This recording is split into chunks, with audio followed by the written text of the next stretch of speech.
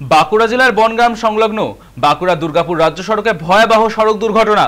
স্থানীয় সূত্রে জানা গিয়েছে, মঙ্গলবার সকালে বনগ্রামের কাছে দুর্গাপুর থেকে বাঁকুড়াগামী বাসের সঙ্গে বাঁকুড়া থেকে তারকেশ্বরগামী বাসের মুখোমুখি সংঘর্ষ হয়।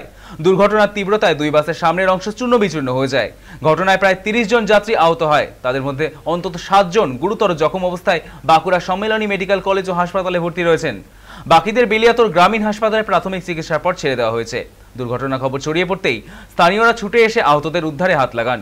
পরে বেলিয়াতোর থানার পুলিশ ঘটনাস্থলে পৌঁছে পরিস্থিতি নিয়ন্ত্রণে আনে এবং যান চলাচল স্বাভাবিক করে। পুলিশ জানিয়েছে, দুর্ঘটনার সঠিক কি কারণ তা খতিয়ে দেখা হচ্ছে। আহতের সংখ্যা আরও বাড়তে পারে বলে আশঙ্কা করা হচ্ছে। চাঞ্চল্য ছড়িয়েছে স্থানীয় এলাকা জুড়ে।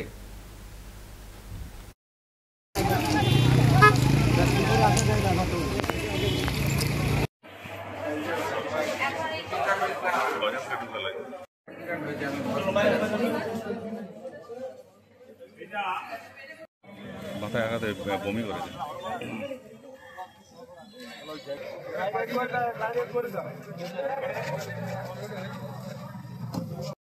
দরটা তুলবো তো ভালো হয় তো, কি আছে?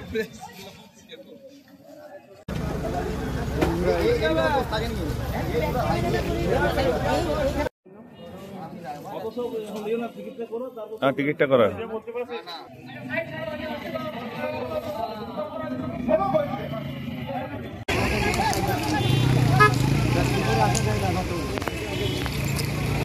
অ্যাকচুয়ালি আমি ছিলাম পেছন বাসে, বনগ্রামের ওখানটাতে টার্নিংটা আছে, শ্মশান ঘাটের ওখানটাতে দুটো বাস মুখামুখি হয়।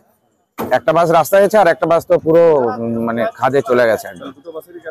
একদম একদম যে খাদে গেছে সেই বাসের অবস্থা বেশি খারাপ। আর আমার যে পেশেন্ট আছে সে পা তো ভেঙে গেছে, একদম দুটো টুকরো হয়ে গেছে। বাঁকুড়া সম্বলে ওখান থেকে পুলিশ সবকিছু রেস্কিউ করেছে এবং ওনারাই সবকিছু অ্যারেঞ্জমেন্ট করেছে। হতে পারে, সেটাই হতে পারে। এবং একটা স্পিড এবং একটু হালকা বৃষ্টি হয়েছে এবং একটা টার্নিং আছে, হতে পারে সেই কারণে।